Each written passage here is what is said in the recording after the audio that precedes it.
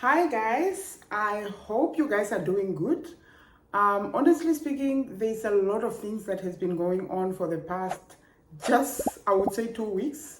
So I don't know where to start, but I think today I'm gonna go into, I already made a video about the Trump and Elon Musk. I call it the big divorce for a reason, because that was like a very good marriage, kind of, when you look at, all the pre-arrangement before the wedding and all that. It's not really a joke, to be quite honest. But yeah, today we're gonna look at like what happened, honestly speaking, because I feel like to celebrate this, you know why? It was meant to be. This is one of those kind of wedding, if I have to say that, or kind of like, should I say marriage, that were meant to just immediately hit the rocks within a few days or weeks of the wedding. So remember what happened in the Oval Office when Ramaphosa, the president of South Africa, obviously came to see the president of the United States, how humiliated he was. But I actually am proud to be an African because he wasn't really humiliated. I think in overall, when it comes to like his behavior, he did really behave very well. Yes, obviously he was supposed to kind of stand his ground and so on, but I think he was just being diplomatic. So I want you to listen to these two videos. One of them is about a journalist in South Africa. Like, I just love the way she answered and put that, whoever it is at his place. Honestly speaking, I'm so proud of her, because I think he was trying to push the narrative of the genocide, but she wasn't taking it. She was like, we do have crime in South Africa. And then he was trying to push the song that Malema is obviously singing, and she was like, in South Africa, they do have a discussion going on about, is it right to sing that song? Is it wrong? And so on. So it's not like now that song is apparently making people to kill the Boers, to be quite honest, which I actually agree with her. So let's take a listen at that. Thank you. Were you surprised white farmers are not being targeted or white farmers are not being killed? Why are so many who have big land holdings willing to give up their entire lives to come to America? Where are they? Show them to me. We had them land. Those 49 people are not farmers. There are plenty of reports from South Africa that many of those are not farmers. Those are chances. Please, again, show me the evidence. Those are people taking an opportunity. America's giving them an opportunity. You're saying they're not farmers. The accusation is that many whites cannot get licenses to do business, among them Elon Musk. So we're being forced to undermine our transformative laws. We must be okay with a South Africa where the majority that is denied of their own land, where the majority is deprived of access to economic transformations and means of production. We must be okay and not move the needle in any way to try and fix that. We must be okay with South Africa being labeled the most unequal country in the world and not trying to do anything to rectify that. Because that's what that argument says. No, but the fact of the matter, there are laws. The fact of the matter is they must be bent for an individual. No, that is what the question is. But if you make laws that target a certain race, don't. But there are none of those. Where are those, Leland? You're calling me as a journalist from South Africa, and you're putting those to me. I'm asking you for the proof. Donald Trump today, I'm sorry, I'm going to have to lecture a little bit. Donald Trump today called us in there, saying he's got proof of a genocide. South Africa's gone to the ICJ saying that they believe Israel is committing a genocide is a whole other thing. They're the same ones who support Hamas. But they put evidence on the table. So does South Africa. They put evidence on the table. South Africa supports Hamas. It's not proof of genocide. Yes, it is. A private monument with fake crosses and not actual gravesites is not proof of a genocide. I don't believe that I'm being called in here to defend the indefensible. Those things aren't facts. Okay. Donald Trump did not put facts on the table. You say that. We obviously have the president. Thank you very much. We appreciate it. That sister, if you work on Leland Vitterd's show, if you are an executive at News Nation, you should be utterly embarrassed by what you witnessed. They had no clue. These people are leaving large amounts of land. No, they're not.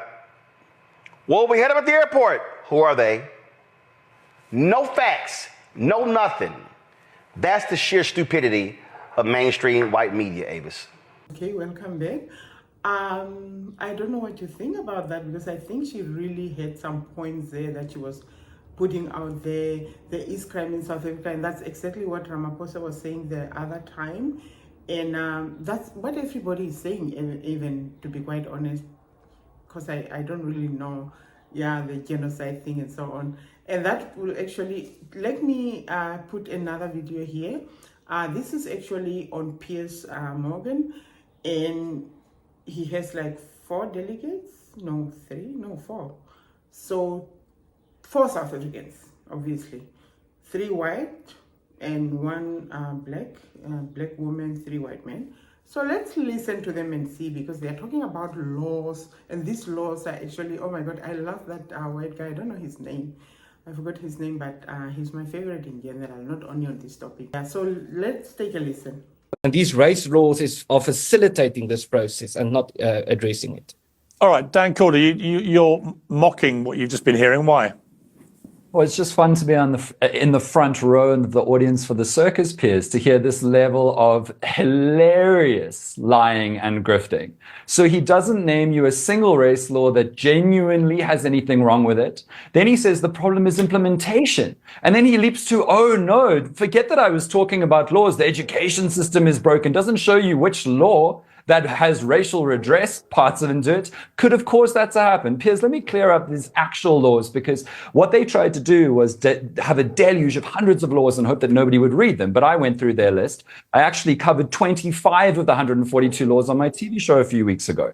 Here's what the laws are actually. They're equity and transformation laws to create meaningful fairness. And here's what actually the vast majority of the laws say. They say there needs to be meaningful representation in South Africa to reflect our country fairly on 3 things, not just 1: race, gender, and disability. But these grifters will say that they're race laws. But if you want to follow their argument to its conclusion, why aren't they calling them sexist laws, Piers? There's representation for women right next to race, and why aren't they saying that able-bodied people are completely disadvantaged? Disability is right next to race and sex. This is a grift to call it a race law, when actually, if they are being sincere with what they are arguing, they call them sexist laws too, that are very mean to men, and ability laws too. You're not denying that it's race laws. You're just saying that it's more than that. Settle down, brother. I'm actually going to talk about what these laws actually say. Let me give you an easy example. The Public Services Act, Piers Morgan, here's exactly what it says. It's to address imbalances of the past to achieve a public service that broadly represents the South African people, including representation according to race, gender, and disability. That's on their list. That's on their list. And when it comes to, black people haven't been helped by these laws, that is frankly shambolically untrue. We now have a black middle class in South Africa. Sure, it hasn't helped enough black people, and there's a long way to go. But do you know why we have a black middle class? One of the main reasons why we have a black middle class is that the South African government has hired black people into public service and given them the reliable, deserved jobs that have lifted them out of poverty. That didn't exist 5 years ago, 10, 15, 20, 25, or 30. There is active transformation happening through these policies. There's evidence of a massive crime problem, that there are an unbelievable number of murders in South Africa, predominantly of black people, and that's the real crisis that needs to be dealt with.